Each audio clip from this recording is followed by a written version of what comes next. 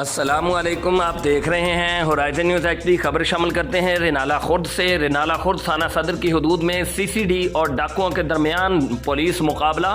15 روز سے علاقہ تھانہ صدر رینالہ خرد کی حدود میں ڈاکوؤں نے ادھم مچا رکھی تھی۔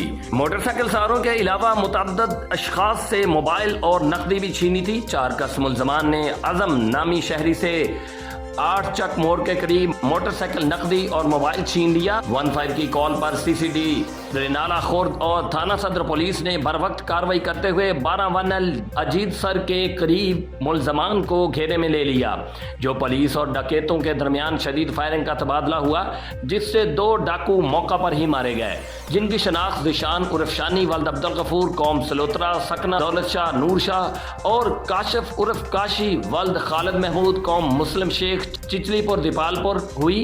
ملزمان ڈکیتی اور راہزنی کی متعدد وارداتوں میں ملوث پائے گئے تھے۔ ملزمان کے مارے جانے پر علاقہ مکینوں نے سکھ کا سانس لیا اور سی سی ڈی کے حق میں نعرے لگائے۔ Report Rauf Shahzad Jatt, divisional bureau chief Sahiwal, Horizon News HD ڈی، پاکستان۔